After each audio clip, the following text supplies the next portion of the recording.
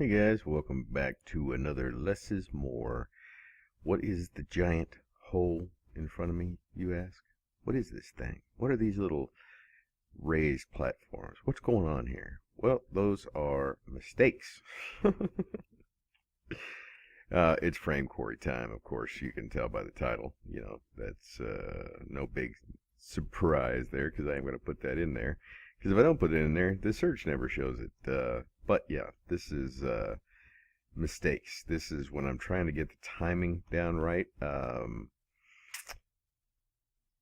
This is what happens when you don't have your timing on at all, and it's just you don't give it enough time to go all the way to the ground. Like I said, we're going to use mining wells. If you don't know what a mining well is, it's from Buildcraft, and it's like a quarry that only goes straight down. It just goes straight down to bedrock, but it does it really fast. Think of it, if you've used the newer Ender Quarry, it works in the same principle. It just doesn't track, you know, it just does it once and that's it. So you can see kind of here where I got the timing kind of right. And then when I crashed and when I came back on and the thing was still on, the stuttering from loading in made it miss, and then it kind of worked, and then for some reason it just kept stuttering again.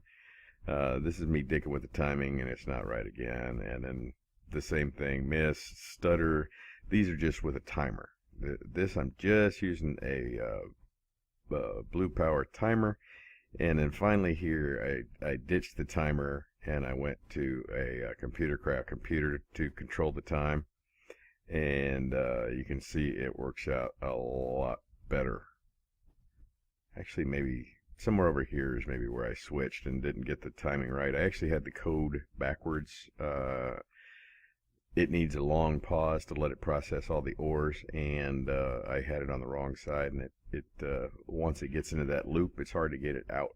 So down here we can see our frame quarry. You can see now that it's just run nice and smooth since then, and it's 16 blocks wide, the actual hole. The thing's probably actually 18 wide. It's just slightly larger than a chunk, but it's you can see it tears through it pretty quickly.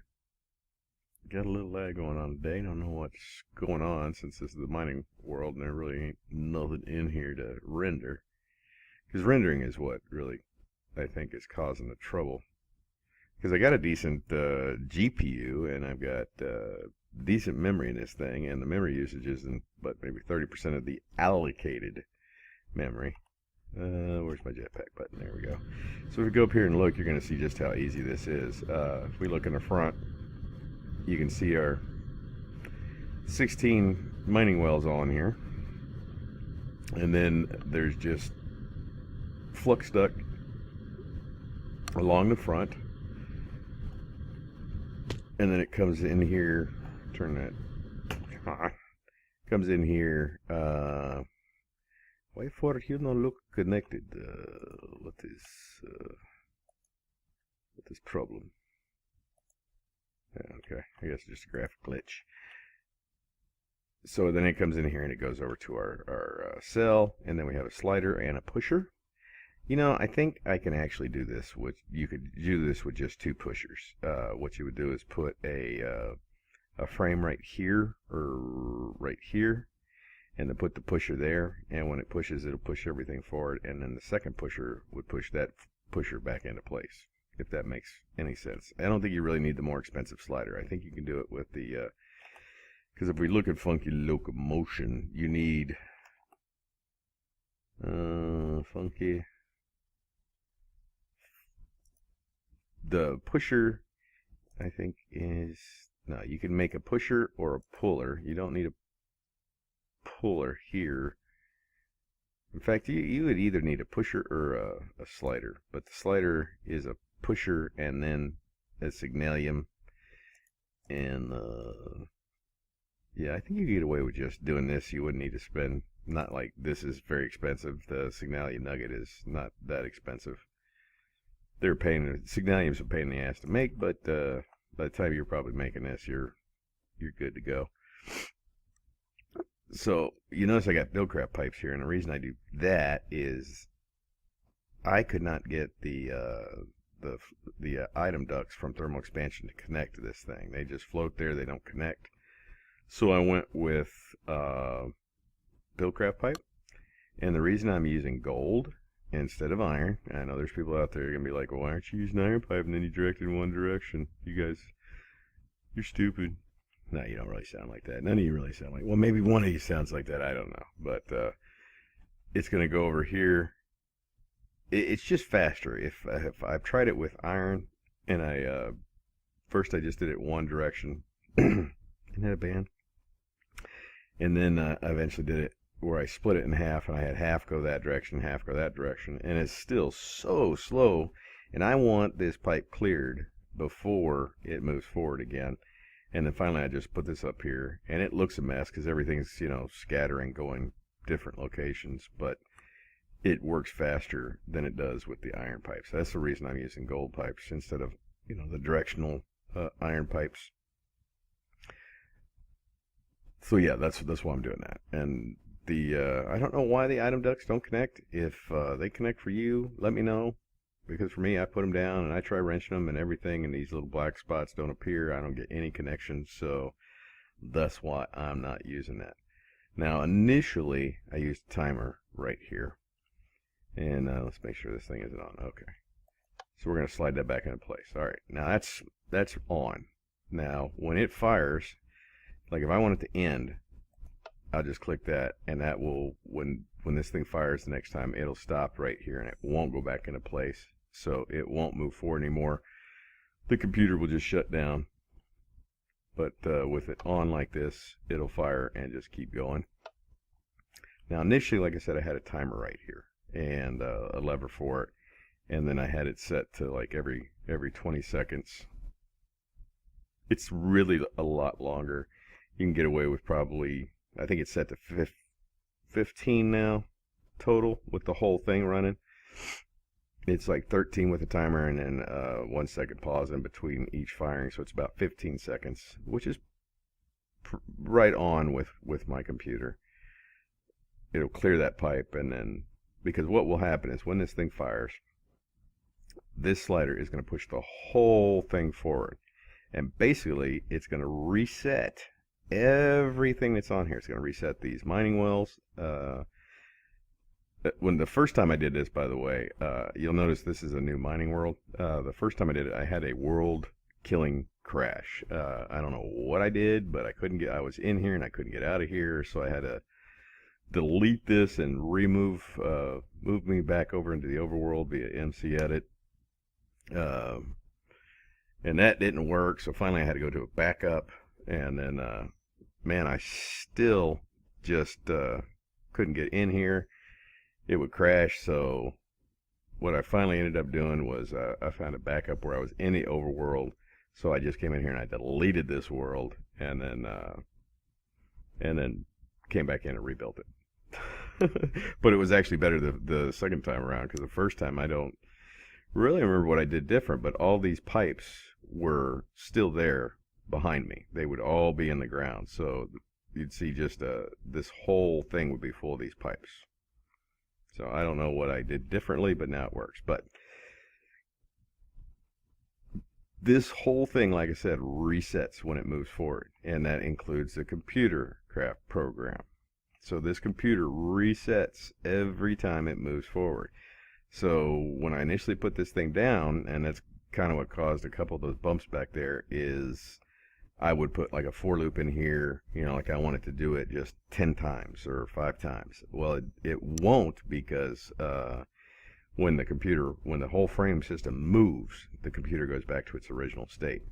And it won't keep track of a loop, because it's really technically a different computer when the whole frame moves. So I put it in the startup. There we go. Pardon my language. I know I swear, but that one's a tacky word. All right. You don't need to do the function runner or any of that stuff. Really, you just need the set output and or sleeps, because those sleeps help out and with your timing. So it starts off with a long sleep. This is actually what's, you can take everything out between the function and the end. The rest is really what you need. So there's a long sleep. This can be as long, figure out the timing for your particular computer. If you got a really good one, it may be less. And then we're going to set the redstone output of the computer to the back to true. That's telling it I'm turning on a redstone signal out of the back of the computer. And then I'm sleeping for 1 second. And then I'm turning off the redstone signal out of the back of the computer. If that makes sense to you. I'm turning it on. I'm giving it a on and then an off. And then it's ending. And once it moves, it's going to come back here and start again. Because it's going to go, this computer is going to reset, which means it's going to reload startup. That's why you have the long pause in the front. Okay, let's get out of here. So what will happen is when I turn this on to startup, this slider is going to move the whole thing forward. These are all going to reset. The pipes are all going to reset. The whole thing, you're going to see it kind of flash and disappear with the exception of maybe the frames. Just for a second. And then when this thing comes back, if this is in the on position, which means this is getting a redstone signal, as soon as it comes back, it's going to push it forward again. So if it pushes it forward again and this thing is not on a sleep or it gets a redstone signal, it's going to move it forward immediately again. All right? You don't want that to happen. You want this to be in an off state while everything does its work until you're ready for it to move forward again. So if we turn it on, come over to the computer, we're going to restart it, and that's Control R. That's just a reset. All right, so now it's running. So it's going to do its pause thing now.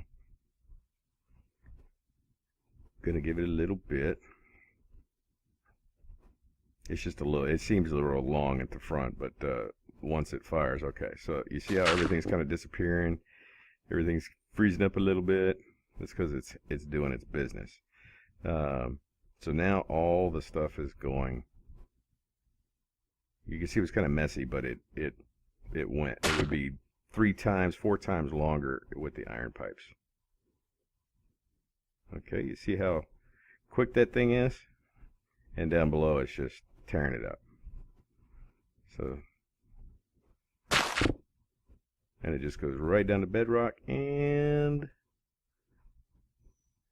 it's down there. So it's going to give it a... So if you can figure out how to deal with this, I want everything in this pipe gone before I move forward, because I'm afraid of what would happen if there's all this crap in there and the thing moves forward, because you can see the pipe kind of changes for a second. See how it kind of disappears and it looks like it's structural pipe now? And I don't know what the floaty smoke but it's really simple. You could probably get away with just a timer. If your computer handles this better than mine does, you could probably get away with just a timer right here. Just a timer and a lever. It works. It worked for me sometimes, but just not enough, because I didn't want that stutter. I want to make sure I get the entire row all the way down to bedrock. So it is moving along. Let's kill this so it doesn't go forward again. I did this yesterday. You see, this took hours and hours to process all the the metals out of here. I mean, hours. I actually went AFK and watched a movie, and it wasn't done. I mean, it took some time. So let's get off this thing, because it does weird things if I teleport out of here with on there. All my carpenter's blocks didn't show up in base. It was so weird. Now everything's coming in here. We only did like 3 rows, so, but still we got a lot of stuff just for 3 rows. But a lot of, man, you get a ton of stuff. So what I've done here, I haven't upgraded anything. I'm still leaving in the secondary sieves in the pulverizer, because I like getting, gold from copper and would just, I like that secondary metal. I don't want to pass that up if I don't have to. So I just let this, I put a diamond chest on here and I let it fill up like 3/4 last night and just let it run. And then over here, though, what I did to kind of help it out is I added in the second speed grade for the redstone furnace. And the reason I did that is when it was working last night, this thing would fill up because there would be so much copper or so much iron in there that this would build up stacks of secondary. And it won't continue until the secondary, it won't start a new metal. Or it won't do anything until there's space for a secondary. So with this, trying to do so it would receive an entire stack and really slow the whole thing down because it's trying to process a whole stack at default speed, and that's too slow. So I slapped in the overclocked modulator to make sure it's going just a little bit faster. So at this point, I'm not ready to upgrade that with speed, even though they're both resonant now, both my pulverizer and my furnace. This one is just dealing with anything that can only be furnace. Like I get 10 nuggets and iron nuggets, and then iron and some of the metals from the B area all come over here. What all comes over here? Pulverized shiny metal, ferrous metal, and iron from the B's. I actually took out the 10. I don't have any real use for those, and I got plenty of 10, so we're getting rid of that. And that's it, man. That's the frame quarry. I mean, it's a real simple little deal. I mean, you have no idea how much crap I went through to make that thing. And I'm not going to use my dimension changer to go back over there, and the reason for that is it keeps putting me underground. Don't know why. Puts me down like where my base is. The cavern where my base was originally before I terraformed it all and built it all up. Just keeps sticking me down there. Even with a new world, it puts me down there. So let's see how bad it is with loading in. Oh wow, I went further than I thought I did. So this is actually pretty simple. I mean, again, I'll give you kind of a fly look. Everything, just remember, everything that you put in here has to be touching a frame. All right. So even though this cable looked like it's kind of out in the wind, it's not, because it's touching this top row. And same thing with this Buildcraft pipe. It is touching that same row of frame. All right. Everything is touching the frame.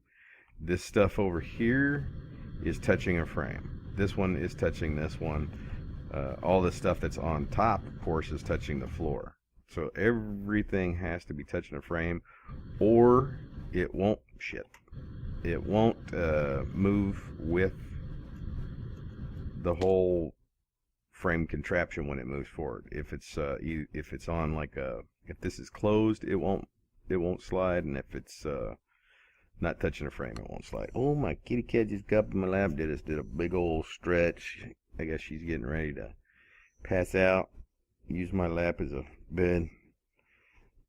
Oh, now she's getting all comfortable. Oh, no, I moved the blanket and she's all freaking out now. No, it's good. You're all good.